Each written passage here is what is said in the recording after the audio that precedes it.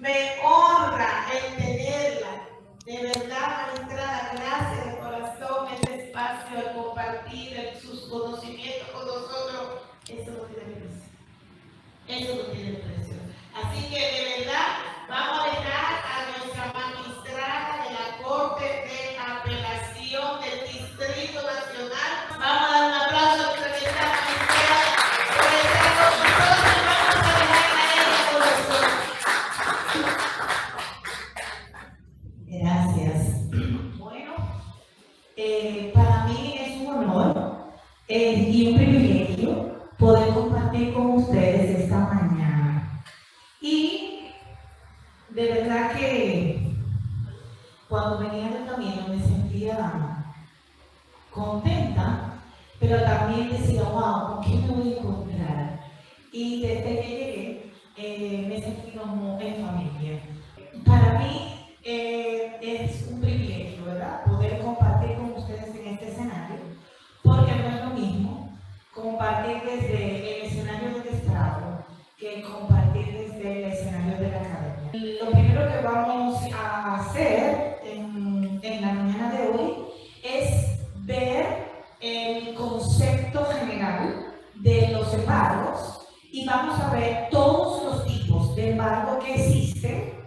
Y luego que ya tengamos claro todas las posibilidades de embargo, entonces vamos a entrar a los medios de defensa, que es lo que me han asignado en el día de hoy, que son los incidentes. De antemano les felicito por haber decidido invertir este tiempo para su crecimiento personal. Siempre se crece, solamente se deja de crecer cuando uno se muere. De manera que el hecho de yo poder estar aquí, para mí, significa un crecimiento en lo personal y yo sé que nos vamos a ir llenos de tanta sinergia que producen estos espacios de interacción común. Bueno, pues vamos a empezar. Montamos en el tren del embargo inmobiliario. Vamos a ver, lo primero que vamos a ver es, vamos a empezar con la primera pregunta y es ¿cuál es la naturaleza del embargo inmobiliario? ¿Por qué tenemos embargo inmobiliario? ¿Cuál es su naturaleza? Bueno, pues el embargo inmobiliario, en sentido general, lo definimos como una vía de ejecución.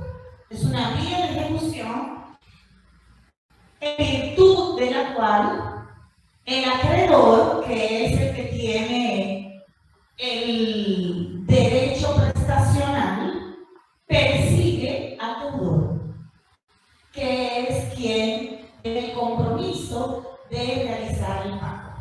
¿Y cómo lo hace? Lo hace porque tiene un título que debe cumplir con las formalidades establecida en la ley. Eso es lo principal para poder hacer un embargo inmobiliario. ¿Para qué se realiza el embargo inmobiliario? Para vender. Para vender en pública, subasta, que es una redundancia del legislador, porque si es pública, es porque es subasta. No hay una subasta escondida. Para vender en subasta el inmueble y obtener el pago del crédito, del precio de esa deuda. ¿Qué es lo que distingue el embargo inmobiliario de otros institutos de la vía de ejecución? Porque hay otros institutos, el embargo retentivo, las vías conservatorias, todas las vías conservatorias, el embargo retentivo, el embargo conservatorio de derecho común, el embargo ejecutivo de muebles, es precisamente que el embargo inmobiliario busca inmovilizar primero el bien y también es un procedimiento forzado contra una cosa que se llama inmueble. Y esa cosa no solamente incluye el inmueble como tal, sino que incluye todo lo que es sus accesorios, por la misma clasificación que establece el Código Civil de lo que son los inmuebles por naturaleza. ¿Se entiende esto? Los inmuebles por destino, los inmuebles por naturaleza. De manera que el embargo inmobiliario va a abarcar no solamente el inmueble como tal, sino también los accesorios. ¿Cuáles son los accesorios? Bueno, por ejemplo, estamos en este edificio. Si vamos a hacer un embargo inmobiliario, las ventanas, si estuvieran sueltas, los abanicos, si estuvieran sueltos, las lámparas fueran inmueble o mueble. Fueran unos muebles. Pero como están adheridos a la cosa, entonces se consideran inmuebles por destino. O sea, están destinados en este momento a formar parte de lo que es la infraestructura de este inmueble. ¿Se entiende eso? Bien, perfecto. Entonces, el embargo inmobiliario no solamente abarca el suelo donde está la edificación, sino que abarca todos los accesorios. De manera que si embargamos una finca, por ejemplo, que es un terreno rural, puede estar separada de plátano, de guineo, de mango, los frutos de ese inmueble también entrarían como parte del proceso de ejecución. ¿Se entiende eso? Perfectamente. Pues seguimos entonces. Ya tenemos lo que es la naturaleza. Se me viene atrás.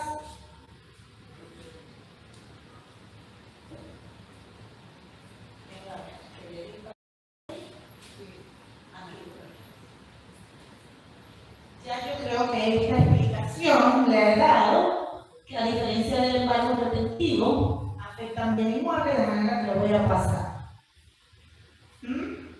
No se preocupe, que esta diapositiva es para usted.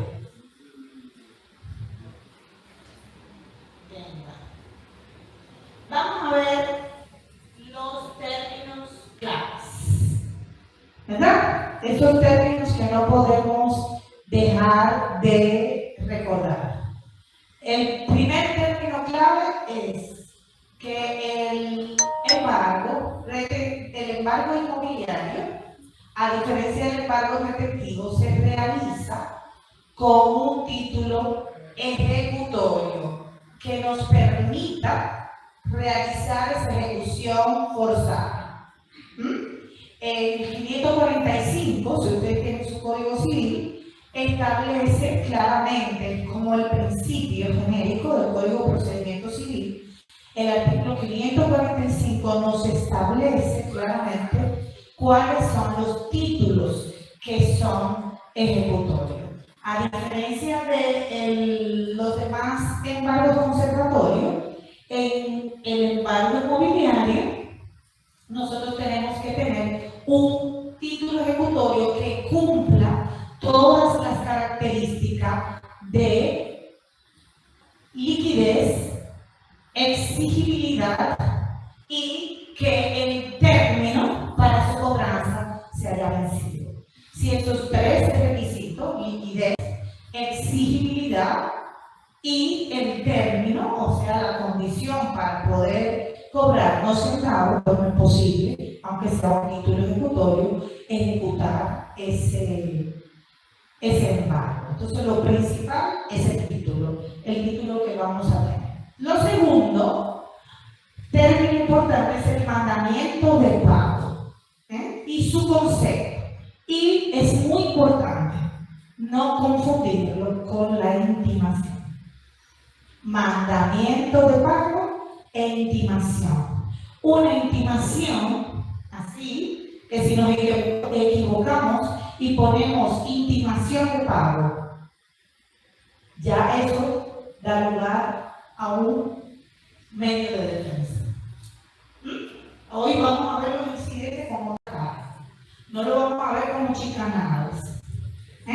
Porque hay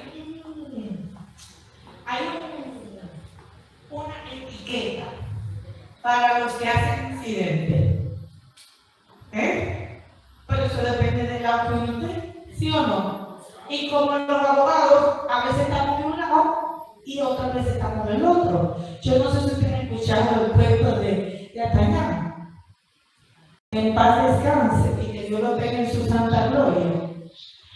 Atañán fue a una corte a litigar. Ustedes saben que Atañán era el procesalista por excelencia en materia civil, en materia también penal, pero en materia civil, en todos los tomos que por generación estudiamos de procedimiento civil y eran de Atañán.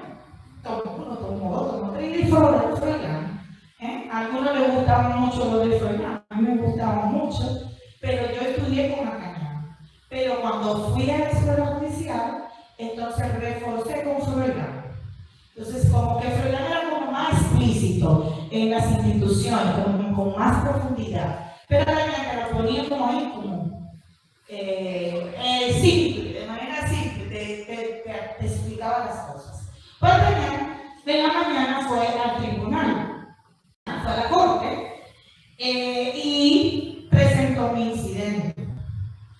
Entonces, le sacó en cara el compañero de la barra que le adversaba que en su libro decía totalmente lo contrario de lo que le estaba exponiendo en ese incidente, en el estado. Se imagina que en la página tal del libro de él mismo establece que no es posible realizar un incidente con este espacio de tiempo, no sé qué, no sé cuánto. Entonces Peña le dice que fue que él pues cometió un error, que era un error en el enunciado y que en este momento él hacía la corrección y que era de la manera que lo estaba planteando.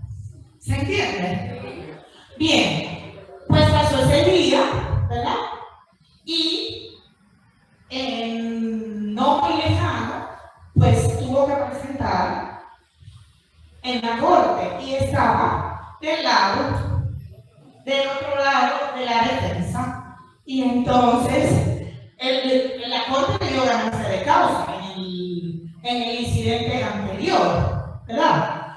Pero entonces se presenta la misma casuística y Atañán está ahí litigando en favor de su tesis establecida en el libro de procedimiento. Y entonces los jueces, porque eran los mismos jueces, los jueces no tenemos amnesia temporal. Parecemos, pero no tenemos amnesia temporal, sino que el precedente, para nosotros apartarnos de un precedente, ante una misma casuística tiene que haber circunstancias de hechos diferentes. Se copian, nosotros no podemos apartar, pero tiene que haber un distinguish, porque ahora la gente le gusta la palabra en inglés. A mí me gusta mucho, yo siempre utilizo la palabra en español porque me ha dificultado aprender el inglés. Me pasa la vida estudiando y no aprendo, pero bueno, la cuestión es que hay que hacer una distinción que tiene que hacer el abogado frente a esas situaciones que parecen iguales pero que no lo son. ¿Cómo que parecen iguales y cómo que no lo son? Bueno, porque lo que cambia son los hechos. Entonces la distinción entre un precedente u otro son los hechos. Por eso es que un abogado inteligente, vamos a decir sagaz, incidentalista, que sabe defenderse, aprovecha todos los posibles errores para incidental, porque esa es la herramienta para poder defender a su cliente. Entonces, la semana siguiente, Atañán está en la corte, frente a una circunstancia muy parecida a la que había pasado la semana anterior. Y cuando la corte, muy sorprendida, lo ve argumentar en base a la tesis contraria que había dicho que era una equivocación, entonces Atañán remató argumentando, diciendo que los hechos eran diferentes. No fue que la corte se equivocó, me equivoqué yo. Lo que pasa es si estamos frente a otros hechos, otras circunstancias que determinan la distinción. Y los que le gusta el inglés, distinguish. ¿Se entiende esto? Entonces, es una manera de pensar diferente. Vamos a quitarnos de la cabeza que el incidente es un chicanero. Depende del momento que se encuentre. Si su cliente es el deudor, entonces está haciendo la defensa de su cliente. Y ese es su trabajo. Y hacerlo con brillantez y con muchos incidentes interesantes, esa es su misión. ¿Sí o no? Bien. Ahora bien, ¿qué tiene que hacer el presidente? Tratar de hacer a la perfección y sin cometer errores, siempre pensando que tiene del otro lado al defensor y que él es el persecutor y que como persecutor tiene todas las de ganar, ¿sí o no? Claro, porque tiene ventaja. ¿Por qué tiene ventaja? Tiene ventaja porque el que da adelante. Yo me crié con mis abuelos. Mis abuelos me enseñaron todo en base a consejos. Así eran los viejos de antes. No sé cómo serán los de ahora, porque los muchachos de ahora no tienen abuelos, en su mayoría. Mi mamá dice que es una desgracia de esta nueva generación, porque la mayoría de la gente no quiere asumir el papel de adulto. Y es un papel importante. Fíjense entonces que el que tiene la ventaja, que es el persecutor, el persiguiente, tiene ventaja si el de atrás no corre bien. ¿Cómo? ¿Cómo que tiene la ventaja? Si el de atrás no corre bien. ¿Por qué? Porque si el que corre adelante está en ventaja, si el que está atrás no corre bien. Pero si el que está atrás corre bien, el que vaya adelante no ventaja. ¿Por qué? Porque lo puede alcanzar y le puede pasar. Entonces eso pasa con esto que estamos viendo hoy, con los incidentes, de que son las defensas, y si usted no hace bien la carrera, es decir, si no toma en cuenta todos los prerequisitos para cada acto, pues el que viene atrás observando y pisándole los talones para pasarle, le va a anular el procedimiento, ¿sí o no? Bien, ¿se entendió eso como figurativamente? No quiero que se me duerman, porque yo sé que esto de malo es medio aburrido.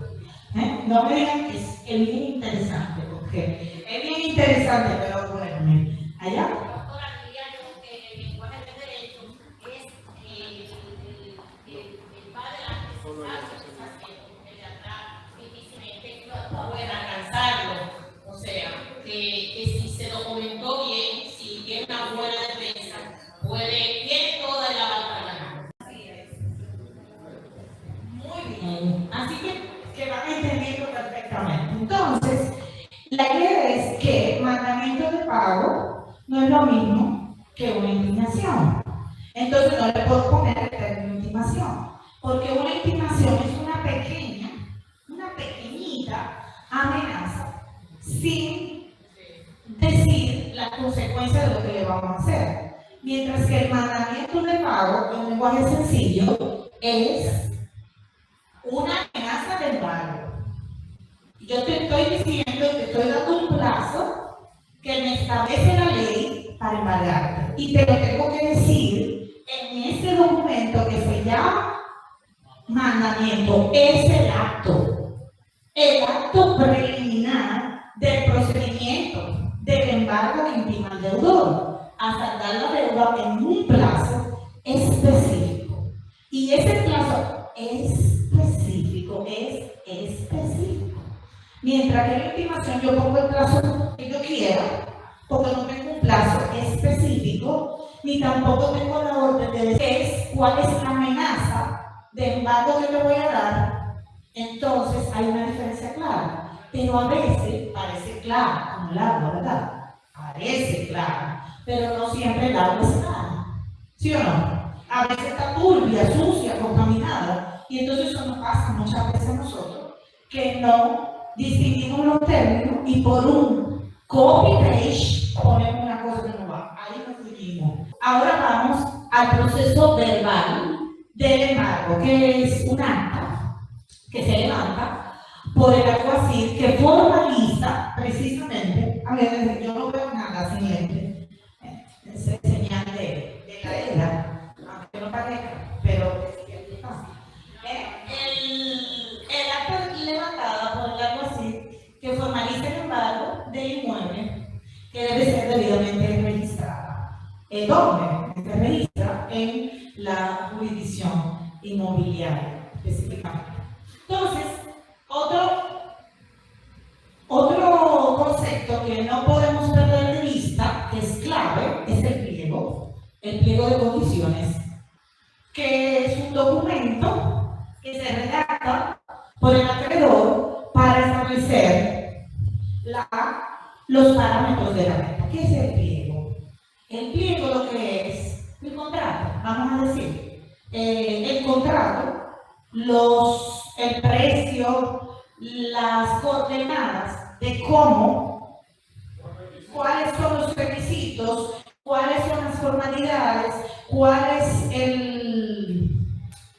las características, las amenidades que tiene el inmueble. Entonces, el pliego son prácticamente todos los requisitos para la venta. En el pliego es que se soporta la venta. Es el pliego la base de la sentencia. En una sentencia de adjudicación, lo que el juez hace es transcribir lo que se estableció en el pliego de cargas y condiciones. Entonces, ese instrumento tiene unas formalidades establecidas en el Código de Procedimiento Civil que son iguales para todos los tipos de embargos. Entonces, por eso es muy importante tener en cuenta esto. Y por último, la sentencia de adjudicación, que en su concepto como tal ha ido variando. A muchos establecen que es un acto de administración, pero este concepto varió. Fíjense que yo le pongo decisión judicial. Decisión judicial que adjudique el inmueble al mejor postor. ¿Por qué una decisión judicial? Porque depende de las características y del procedimiento en sí mismo que haya ocurrido en la venta, o sea, la instrucción, los incidentes que haya pasado, para que esta decisión sea o un acto puramente de administración o una sentencia con toda la característica de una sentencia jurisdiccional. Y esta sentencia transfiere el inmueble a la persona que lo compre o al mismo recipiente si no ha habido ningún licitador en el proceso. Entonces vamos a decir que estos son los términos más importantes de todos los procedimientos del embargo. Vamos a ver cuáles son estos principios que rigen, los principios que rigen el procedimiento como tal, o sea, la procedencia del procedimiento, en qué está fundamentado, como fundamento el embargo como tal. En principio, el fundamento del embargo está en este artículo, que es la B, el 2092. En base a este artículo se ha ampliado lo que es el embargo inmobiliario ordinario. ¿Por qué le digo ordinario? Porque si yo tengo un título convencional, una hipoteca convencional, que es una garantía real, pues yo tengo una ventaja en relación al acreedor quirografario, que es el que establece el 2092. Porque el 2092 lo que establece es que el que no tiene una garantía establecida que se haya propiciado como un contrato accesorio para el cumplimiento un contrato de hipoteca. ¿Se entiende? Si yo tengo un contrato hipotecario que lo realizo como un accesorio a la obligación principal, yo simplemente hago la inscripción en mi contrato conforme a lo que establece este tipo de garantía. Y ya yo tengo una inscripción en el rango que corresponde, así, y ya yo tengo mi precaución establecida en el inmueble. ¿Se entiende eso? ¿Sí? Bueno, lo que le estoy hablando es que el principio general, el principio rector general, es el 2092. Todo aquel que tiene una prestación crediticia, es decir, una obligación de prestación crediticia, donde hay un acreedor y un deudor, ¿verdad? Lo hace a través de un título, que puede ser un acto bajo firma privada, puro y simple, un pagaré, un contrato bajo firma privada, una garantía que tiene es esta que le da el 2092, que es la garantía universal. ¿Se está entendiendo? Es una garantía universal. ¿Cómo? Esa es la garantía para que no hizo una garantía especial de las seguridades establecidas en el derecho civil. ¿Cuáles son esas seguridades, esas garantías? Las garantías reales y las garantías mobiliarias, que son la pignoración o el empeño. ¿Me siguen? Y las garantías de pignoración o empeño, que ustedes ven en casa de empeño, ¿verdad? Y que son garantías comerciales y civiles, son la prenda, ¿verdad? Y el empeño. Y la antitesis, que se hace con inmueble, donde yo entrego el inmueble en garantía de que yo te voy a pagar. Pero esa casi no conviene y ha desaparecido por la garantía real que se llama hipoteca. ¿Se entiende? Entonces, si yo tengo una hipoteca, yo no me voy al derecho ordinario. No me voy al derecho ordinario, sí. No, porque ya yo tengo un título en un notario garantizado, que lo que hago es que desde que lo tengo, lo inscribo. Ahora el título me sirve si yo lo inscribo. Porque si yo no lo inscribo y lo registro y me quedo con él ahí en mi despacho como abogado o como notario, en la parte que se queda en el despacho no sirve para nada, porque voy a tener que entrar al 2092, que era la garantía común. ¿Se entendió? Por eso es que se puede hacer un embargo inmobiliario con un pagaré. Que no es un acto notarial, pero puedo inscribir en base a esta prescripción principal, que es que los acreedores hidrografarios tienen como garantía universal todos los bienes de su deudor. Y si mi deudor no tiene dinero en el banco, pero tiene inmuebles, pues yo voy a utilizar la vía de ejecución del embargo inmobiliario. Lo que pasa es que no puedo hacer un embargo con la ley 189.11, porque yo no tengo un contrato convencional notarizado que establezca la deuda. ¿Se entiende? Sino que tengo un acto bajo firma privada simple. Sí, ¿me siguen? Si se establece la garantía de hipoteca, entonces yo lo que hago, inmediatamente tengo ese título, yo lo registro para tener el rango. Porque si yo no lo registro, yo no voy a tener el rango. Y otro puede inscribir primero, aunque su garantía sea posterior a la mía, y el que escribe primero puede perseguir primero. Porque acuérdense que hay un rango en las garantías. Porque la garantía me da derecho de persecución. ¿En manos de quién se encuentra el inmueble? Será la garantía. Si yo tengo un inmueble que es garantía de un crédito, que ya yo lo establecí, si me lo compra, ¿cómo se llama usted? Si me lo compra Matilde y el inmueble lo tiene Kelvis porque lo acaba de comprar, a Mercedes no le importa que lo tenga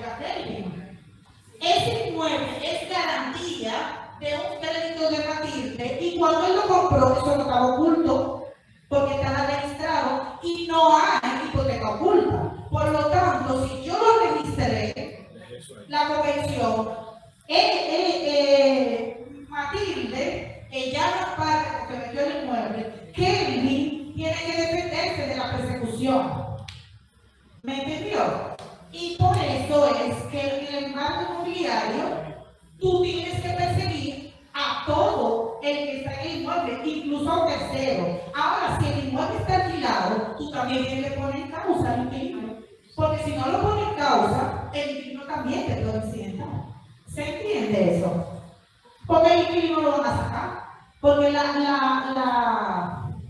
el procedimiento, la sentencia de adjudicación ordena que tú el que tengas inmueble salga, se vaya de ahí. Entonces, si yo soy tercero, que es el tercero, detentador del inmueble, él lo detenta. ¿Por qué lo detenta? Porque se lo vendió Matilde. Y Matilde se lo vendió consciente de que había hecho un crédito hipotecario con Mercedes. Mercedes no ha recibido el pago. Como Mercedes no ha recibido el pago de Matilde, a ella no le importa que lo tenga Kelvin, porque ella tiene una seguridad. Sí, lo puede ver. Ahora bien, si yo soy un acreedor quirografario, un acreedor simple, yo no tengo esa seguridad. Yo no la tengo.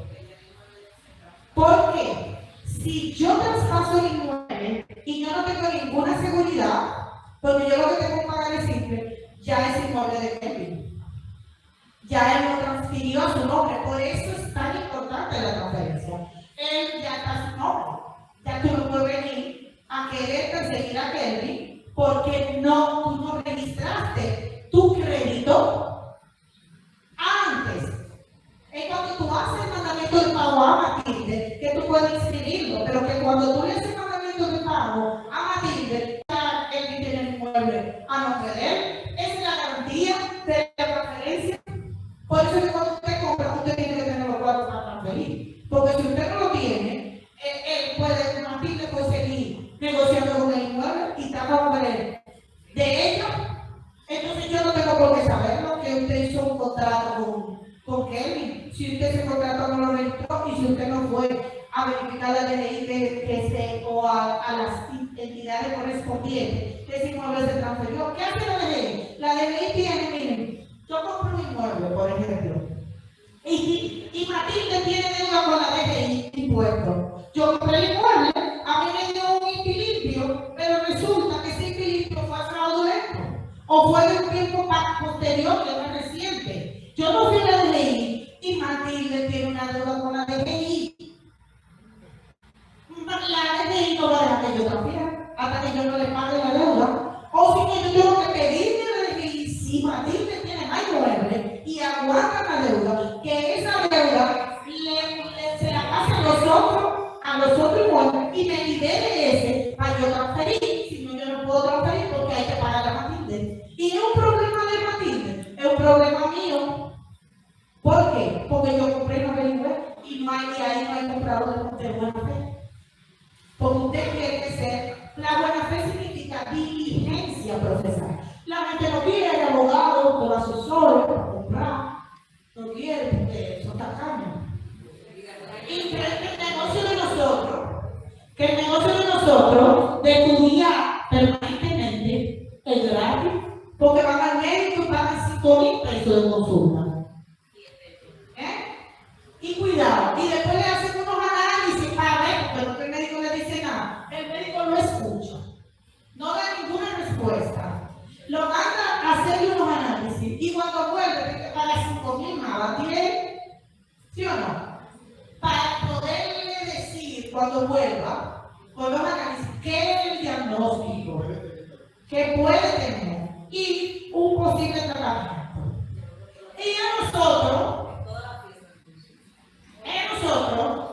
nos tienen desacreditados, eso es lo primero. Lo segundo, no nos pagan consulta. Nos llaman, lo primero que nos llaman son la familia de nosotros. Porque no nos llaman cuando vamos a meterse en su lío. Pero cuando están metidos, quieren que nosotros se lo resolvamos y que sea gratis. Y rápido. ¿Sí o no? No, eso pasa en otro sitio, aquí en la República Dominicana, son otros sitios. ¿Verdad que sí? Entonces, lo segundo, el crédito cierto y exigible, que la deuda debe estar claramente determinada en su existencia, monto y plazo de vencimiento, que ya eso lo hemos hablado. Y la calidad porque si el deudor no es el propietario, entonces no se puede pagar. Por eso la importancia de las seguridades como garantías. Si no tuviera ninguna importancia, ¿para qué yo voy a hacer una garantía? ¿Para qué yo me voy a proveer de una garantía previa cuando yo hago un contrato accesorio? Si con la garantía universal, que era del acreedor kilografario, yo puedo ejecutar, porque puede suceder que en el medio del proceso el deudor traspase sus bienes en manos de terceros y luego tú no tengas cómo cobrarle. Por eso es que las seguridades del derecho civil son tan importantes y por eso es en las negociaciones hay que proveerse de seguridades. ¿Y cuáles son esas seguridades? La fianza, el empeño, las garantías reales, la hipoteca, la anticresis y inventando nuevas formas, porque ahora hay nuevas formas. Por ejemplo, la anticresis se ha transformado en los inmuebles, eso que es la plaza comercial. Ellos tienen una forma de inclinato que tú vas adquiriendo el inmueble y no te lo entregan, o sea, no es tuyo hasta que tú terminas de pagarlo, no es tuyo totalmente, y es como una especie de anticresis. O sea, que hay muchos con nuevas maneras de hacer negocios, jurídicos en la actualidad. Entonces, a ver, ¿quiénes pueden? ¿Quiénes son? ¿Quiénes son los que pueden plantear los incidentes? Yo quisiera ver, se me olvida que como los incidentes, porque yo quisiera ver, sinceramente, se lo digo. Entonces, ¿quiénes pueden? ¿Quiénes son los que pueden hacer los embargos, que pueden plantear incidentes dentro del procedimiento de embargo inmobiliario? Ya estamos metidos de cabeza en el embargo. ¿Quiénes? Bueno, el primero que puede incidentar es el presidente, pero no es tan loco como para ponerse en eso. Pero si ha cometido algún error, es mejor que lo subsane antes de que se lo evidencien. Entonces, si yo puedo haber cometido un error y puedo subsanarlo si estoy a tiempo, y si lo subsano, ya no me pueden incidentar por ese error, sino que lo rectifico y vuelvo para atrás. El deudor que puede incidentar, el propietario, porque a veces el deudor no es el propietario. ¿Y cómo así que el deudor no es el propietario? Usted puede dar en fianza un inmueble de otra persona. También usted puede haber traspasado el inmueble y el tercer detentador, que es ahora el propietario, que le están llevando el embargo bajo al inmueble que él compró, puede incidentar. Pero también los propietarios reales del inmueble. Cuando se compra sin hipoteca o cuando se compra con hipoteca, ambas situaciones. El propietario en ese momento del inmueble puede intervenir, porque él es el que tiene la propiedad. Ya Matilde no es propietaria del inmueble, como le expliqué ahorita, pero resulta que tú compraste y Matilde tenía una hipoteca inscrita en el inmueble, había una garantía. Entonces tú no puedes hacer ajeno a eso, tú tienes tendría que tener conocimiento, pero el procedimiento, la ley te da la facultad que tú te defiendas de ese procedimiento ejecutorio con las vías correspondientes. O sea, tú tienes derecho, tú tienes calidad porque a ti es que te van a quitar el inmueble. No, Matilde ya Matilde lo vendió y tiene su dinero en el bolsillo. Me pasó un caso interesantísimo que yo tuve que derogar el Código Civil casi entero y también derogó la ley para poder amparar a la señora. Este fue un caso interesantísimo, a mí me gustó mucho. 90 años tenía la señora. Resulta que ella tenía su casa y le adjudicaron su casa en la provincia de Santo Domingo. La señora estaba como loca, desquiciada, parecía, pero no era loca. Parecía. Ella había dado todo el país y los medios de comunicación peleando por su nombre en aquel tiempo. Pues llegó lo de Camila, de su bebé, yo no sé si ustedes se acuerdan de Camila, en paz descanse. Pues Camila, sabiendo que yo escucho mucho a los usuarios, digo, bueno, la única que le voy a poner atención a esta loca, pero era aumentar yo todavía, no me escapar. Y me manda la señora. La señora me explica, me llora, me dice todo lo que está pasando y que no sé. Yo digo, mire, lo que usted va a hacer. Tráigame todos los documentos para yo poder entender lo que usted me está diciendo. Y la señora, efectivamente, como esos viejos de antes, que eran organizaditos, tenían todas sus cosas, y me trajo todo lo que había sucedido. Trayéndome todo lo que había sucedido, yo descubro que real y efectivamente la señora no estaba loca, que realmente ella tenía razón. ¿Y cuál era la razón que ella tenía? Ella le empezaron un embargo inmobiliario en la tercera sala, que era donde yo estaba, la tercera sala civil de primera instancia. En ese embargo inmobiliario se lo realizan injustamente.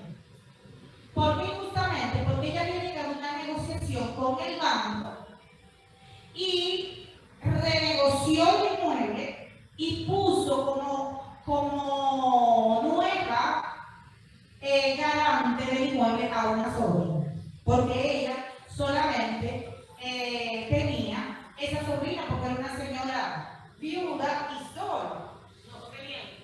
No, ella era sola. Entonces, ella cayó en mora por dos cuotas y el banco lo que hizo fue que le estaba ejecutando. Como ella tenía una sobrina, ella hizo un acto de venta con el banco a nombre de la sobrina, pasando el inmueble de la sobrina, y la sobrina iba a continuar pagando. Pero era ella que pagaba, pero era para el banco poder negociar y cobrarse lo que ella le adeudaba, porque ella no tenía la posibilidad en ese momento de ponerse al día, y que la sobrina, que igual iba a ser la que iba a heredar el inmueble, pues siguiera pagando el inmueble. ¿Me sigue? Correctamente. Ella siguió hacia adelante y como al mes de haber hecho esa negociación con el banco empieza un embargo inmobiliario en contra de ella. Cuando ella llega al tribunal, el doctor Peñarano, que era el abogado del banco, creo que el Banco Popular, algo así, no me acuerdo cuál banco, él era el abogado del banco, se da cuenta de que ciertamente había cometido un atropello y un abuso con la señora y llega a un acuerdo y decide dejar el procedimiento del banco, pero sin cerrarlo, simplemente no continuar la persecución y llega a un acuerdo con la señora de que por ese abuso ya ella no tenía que pagar. Le exoneraron. Entonces, ¿qué pasa? Ella entiende que ya está resuelto el problema y se desentiende del pago. Pasan años, unos 6, 7 años, y la señora no volvió a pagar ni nada y tampoco le volvió a cobrar. ¿Qué resulta? Que cuando hubo el desbarajuste, no sé, que quitaron a Pellerano de dirigir el banco, la cuestión es que a la señora la persiguieron. Pero como ya no existía, ella el inmueble está de aquel lado, en la provincia de Santo Domingo, y ya nosotros, el distrito, no tenía jurisdicción para la provincia, pues fue a la tercera sala de la provincia de Santo Domingo.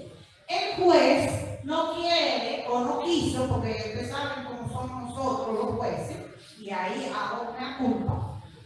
El juez no escucha a la señora. La señora le explica que lo que está pasando, que le están auditando su inmueble, que nunca le habían notificado, que ella había saldado la deuda, que no tenía ninguna situación, que pelearon, que no sé qué. La cuestión es que no la escucharon y se adjudicaron el inmueble, la señora la saca de su inmueble y la tira para la calle. Y desde allí la señora empezó a rodar, imagínense usted, sin familia, empezó a rodar y a los medios de comunicación, a hacer transmisión hasta que llegó a mano de Lupita y luego también. Bueno, yo digo, bueno, esta señora, la única manera de resolverle la situación es el amparo. El desamparo del amparo, porque el amparo prácticamente ha desaparecido de la...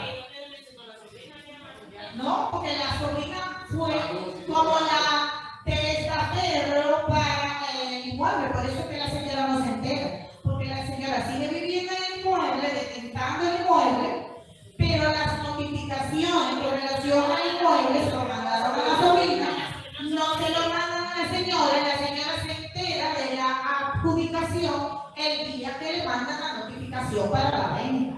Entonces, cuando ella va a decirle al juez que le dé la palabra y hablar, el juez le dice que no puede hablar, porque imagínense, en materia civil se trabaja a través del incidente, como abogado no le escucha y le venden el inmueble y la sacan de la casa. ¿Se entendió? Bueno, pues al final, yo digo, bueno, se puede amparar redactando el amparo en la misma corte. Eso sí, es el amparo. Los procesos constitucionales establecen que si el juez se entera de la violación, el juez se puede apoderar automáticamente. Entonces yo llamo a la presidenta de la Cámara, en ese entonces, que ahora es la presidenta de la Sala Civil de la Suprema, la magistrada Pilar Jiménez. Le digo, Pilar, aquí tengo una situación, yo voy a hacer el primer amparo de la República de oficio, porque yo no sé qué hay ese otro. Bueno, dice ella, bueno, pues, como tú eres la que entiende eso, ¿a quién te lo voy a decir? Digo, bueno, pues está bien. El día de la audiencia tengo tremendo problema. ¿Por qué? Porque la señora está sola, sin abogado, no tiene recursos, pero tiene que dar para pasar. Bueno, y te sabes que me hago tu en el otro lado, los Peña, de los abogados del banco, que son unos veteranos. Una fiera, y no tengo a nadie. Entonces en la audiencia, digo, miren, a los abogados están en la audiencia. Esta señora tiene esta situación, yo necesito un abogado que gratuitamente asista a la señora, porque la señora es pobre de solemnidad y en materia civil no existe defensor para los que no tienen dinero. Entonces, pero sí existe un procedimiento en el Código Civil que dice que los abogados que prestigian la toma y que están asiduamente en el tribunal pueden de manera gratuita servir en estas causas. Pues entonces uno de los abogados que estaba aquí, que no me acuerdo ni quién era, me dice que sí y se pone a ver que dice que sí. Entonces le aplazo, le doy todos los documentos que trae la señora para que se defienda. Defienda a la señora. Él defiende a la señora. Yo tengo medio Código Civil, porque usted sabe que la sentencia de adjudicación, cuando no hay incidente, no hay recursos. No es posible. Lo que hay es una acción principal en nulidad, y entonces yo tuve que decir que los jueces eran uno de los primeros violadores de la tutela judicial efectiva, y que por lo tanto no había amparo contra la sentencia. ¿No se acuerdan? No había amparo contra la sentencia. La sentencia no podían ser revisadas en amparo. Ahora sí existe el proceso de revisión de la sentencia en el Tribunal Constitucional, que es un amparo, pero después que la sentencia adquiere una autoridad de la cosa irrevocablemente juzgada. Eso no existía. Porque no existía, entonces derogué la ley de amparo. ¿Por qué? Porque dejó el desamparo a los usuarios de la tutela judicial efectiva, porque ¿quiénes son los primeros violadores de la tutela judicial efectiva? Los que tienen que aplicar la tutela judicial efectiva, que son los jueces. Entonces no puede ser que las sentencias no cometieran errores que la hicieran revisable constitucionalmente. ¿Se entendió? La derogué y entonces ahí vinieron, porque había como 10 incidentes. Derogué casi todo el proceso completo, la ley de amparo, todo lo demás, de amparo a la señora. Y como no había cómo devolverle la casa, ¿por qué? Porque la compró un tercero, no se quedó el banco con ella.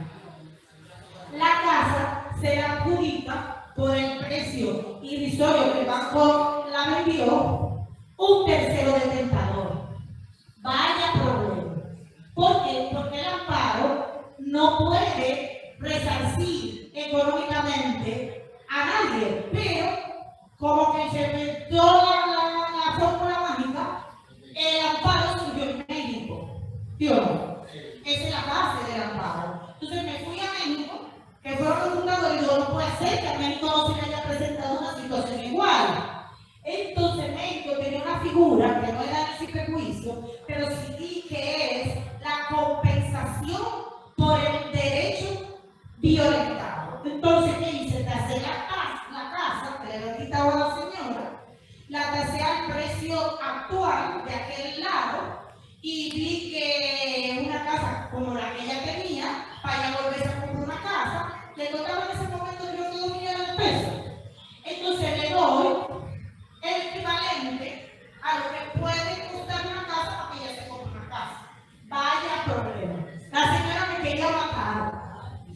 Y matar al abogado también. ¿Por qué? Porque ella decía, es que yo no estoy pidiendo dinero. Yo quiero mi casa.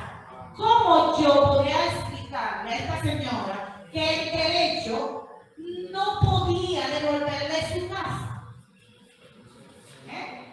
No podía devolverle su casa porque ese tercero ya era dueño y que la única manera era que ese tercero quisiera vendérsela para ella volverla a tener y que si no le interesaba vendérsela, pues ella tenía que comprarse otra casa con lo que yo le había dado. Bueno, el banco, que no es bruto y no quería ver esa caja de Pandora, yo dije, bueno, yo voy a hacer mi primera plana en todos los periódicos de a nivel nacional. La sentencia que yo hago así tremendita, nunca han salido ni en el patio de mi casa.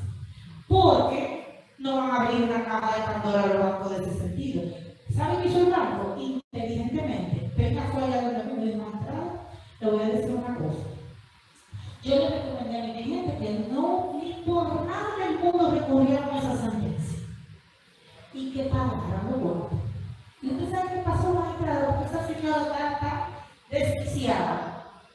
Que la señora, guapa conmigo, yo tuve que decirle, mire, aquí no vuelvo más. Y no la volví a ver después de ese día, porque imagínense que tenía loca, ella quería su casa y no había manera de que yo le pudiera explicar que no era posible. La encontró otro abogado y definitivamente no sé cómo fue el destino de la señora, si se murió de la tristeza o qué pasó con ella. La cuestión es que otros abogados avivados fueron los que cobraron el dinero y la señora no sé qué cuál fue su paradero.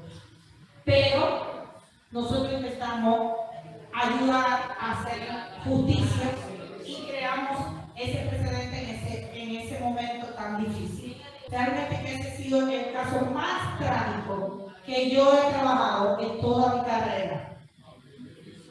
Porque es muy doloroso que después que usted hace todo lo posible, incluso desbarata el ordenamiento jurídico completo y lo vuelve a armar para hacer justicia, y que al final la justicia se fue por la ventana. El de derecho común, ordinario, el embargo ordinario, ¿qué pasa con este embargo? Simple y llanamente que es más largo, tiene un procedimiento mucho más tedioso y que ustedes lo van a ir, ya casi ni se usa, prácticamente nada más se usa para los acreedores quirografados, el ordinario. El embargo abreviado, que es desde la ley 6186, que se llama, o le decían el embargo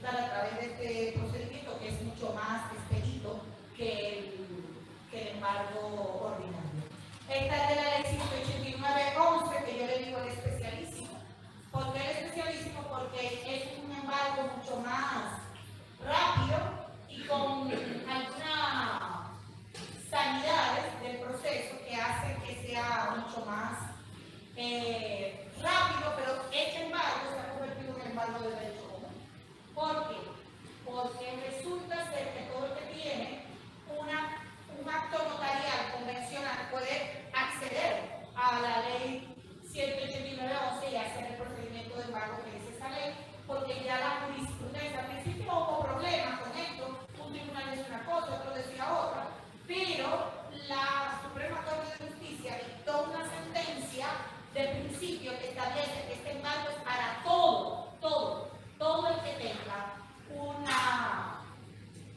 un crédito convencional notarial. O sea, que toda convención notarial que tenga un crédito establecido puede usar el circuito de verdad. Únicamente se pensaba que era para la fideicomiso, para los fideicomitentes, para las partes que trabajaban que tenían fideicomiso. Pero incluso en paz descanse, el magistrado Vial era desaponente de que era solamente aplicable para el fideicomiso. Esto es un marco muy interesante porque no tiene recursos los incidentes. Las sentencias que dictan incidentes no tienen recursos, nada más, dice la ley, no verifiqué, porque a mí no me llegan estos incidentes. La Corte no conoce estos incidentes. Solo lo conoce la nación. Y dice la ley 189.11 que solo proceden recursos cuando te acogen. O sea, el acreedor es que va Que cuando te lo rechazan, tú no tienes acceso al recurso de casación. Entonces, eso no sé, no lo he visto, no lo verifiqué, pero para el próximo encuentro veremos si el Tribunal Constitucional ha sido objeto de alguna acción de inconstitucionalidad de esta ley y que ha dicho sobre ese aspecto específicamente, porque no tiene acceso a recursos. Probablemente el Tribunal Constitucional vaya de grado constitucional, porque se ha establecido que por lo menos un perfil está disponible. Entonces, el último, el lista último. Y por último, el que le gusta a la compañera, el de la ley 1192, que es el Código Tributario. Estos son los embargos inmobiliarios que existen en el país. Y a todos se le aplica todos los incidentes que están en el procedimiento nominal y lo que nos inventemos nosotros, que somos bastante creativos. Entonces ahí está, 1192. Esta ley es la ley de jurisdicción inmobiliaria, que es un papel sumamente importante. Ya yo le expliqué, la jurisdicción inmobiliaria comete errores, en el registro hace su mismo libro. Y entonces también saca del lío también. Solamente al tutelar a unos derechos comete errores, como todo, puede haber errores, pero esta ley es muy importante porque juega un papel estelar en los procedimientos de embargo inmobiliario. ¿Por qué?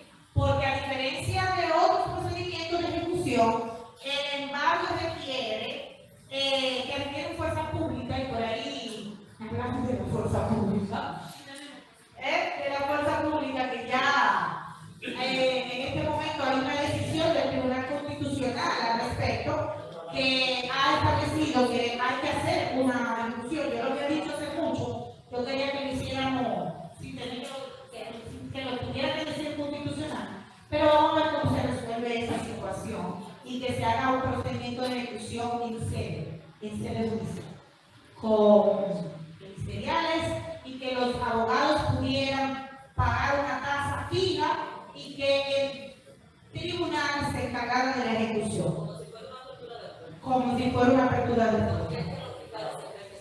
Sí, entonces eso es posible.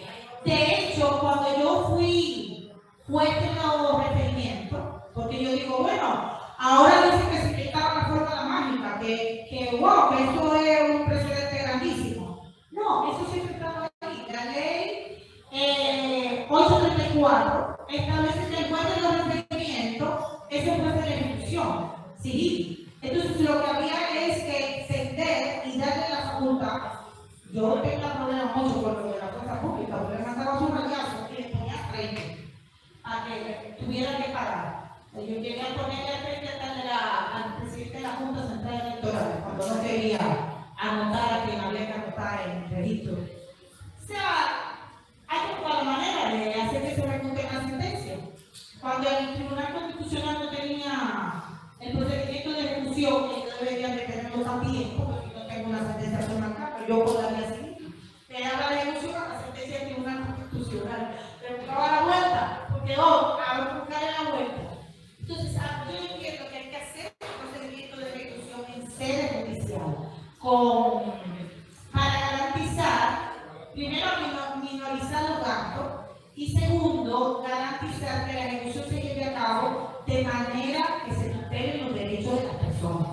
No una ejecución para robar, para quitar cosas y hacer como si fuera un saqueo, sino para guarnecer las cosas. Y eso daría lugar a muchísimos negocios jurídicos, porque de todo ese negocio, almacenes que puedan administrar, donde se guarden las cosas como de manera organizada, para que podamos tener un país más próspero. Porque si todas las cosas funcionan como deben ser, pues a todos nos va bien, porque eso de la justicia es un negocio para todos. Cuando le hablo de un negocio para todos, es porque aunque yo estoy del otro lado y por lo que yo hago, me pagan, el Estado me paga, pero si ustedes cobran los abogados por relación a su trabajo, todo va avanzando. Esto es un país para que seamos ricos, no es para que seamos nadie. Aquí no debería haber pobre. Desde cuando Colón tenemos oro y el peso se marca en oro, ya no, ahora es el aire, pero oro tenemos, o sea, que siempre hemos tenido oro y seguimos teniendo oro y muchísimos otros minerales. Además, somos una isla en medio del mar con una posición privilegiada. Entonces nosotros desde aquí, pero nosotros no somos que dirigimos la primera colonización de América. Lo que hay que poner en eso, para que dirijamos el mundo desde aquí. Panamá lo hace en el canal y vive de eso. Nosotros no podemos hacerlo también. O sea, es crear ideas institucionales y oportunidades para que todos nos vaya bien. ¿Verdad? La jurisdicción inmobiliaria, eso es lo más fácil, sacarle con lo político. Los políticos son importantes. La jurisdicción inmobiliaria actúa como esa columna vertebral del procedimiento, porque el embargo se inscribe, se registra, las operaciones de garantías se registran en la jurisdicción inmobiliaria a través de esta ley. Y ahí es que se producen lo que son los bloqueos de registrar. Entonces es muy importante saber a dónde yo voy a registrar el procedimiento, porque si no lo registro bien, ¿qué va a pasar? Me incidentan el proceso. Ese es el objetivo. Todo lo que yo le estoy hablando es para que sepa cómo incidentar y cómo continuar. La clasificación de los incidentes, yo les decía que es de dos tipos: los nominados, que son los que están en el ordenamiento jurídico preestablecido, y los que se clasifican. Ahora la ley 189.11 también establece un catálogo de incidentes, porque se suponía que esta ley era para que no hubiera la posibilidad de incidentar. O sea, que esta ley no permitía incidentes, o permite muy pocos incidentes. Entonces ya creó un catálogo de los incidentes que ella misma admite, porque los demás se supone que no se pueden establecer con la ley 189.11. Siempre se inventa, pero ella nada más prevé, de todos los incidentes que hay en el embargo ordinario, ella prevé solamente 4 posibilidades expresando. El primer incidente nominado es la acumulación de embargos. Acumulación de embargos, es decir, que pueden haber muchos embargos contra un mismo inmueble y que se conozcan de manera mancomunada, es decir, que se junten. Subrogatorio. subrogación de persecuciones, muchas veces permite a un acreedor tomar la dirección de otro acreedor que negó el procedimiento en abandono. Entonces usted está, por ejemplo, hay varias hipotecas, varios rangos de hipoteca inscrita, y el que inició el procedimiento lo deja en abandono porque fue desinteresado o lo que sea. Usted debe empezar el procedimiento, usted se monta en el que ya está y continúa el procedimiento. Entonces ese se llama subrogación de persecución. Radiación y permisión del embargo. Eso es cuando hace el mandamiento y no lo inscribes, y entonces tú puedes hacer un incidente de nulidad si estás en el embargo ordinario, o puedes hacer en el 189 se considera caduco ya. O sea que no hay necesidad de demandar el incidente de nulidad porque ya inmediatamente no inscribes en el plazo establecido en la ley, pues se considera el mandamiento del pago caduco y tú tienes que volver a hacer un nuevo mandamiento si quieres continuar con el procedimiento de pago.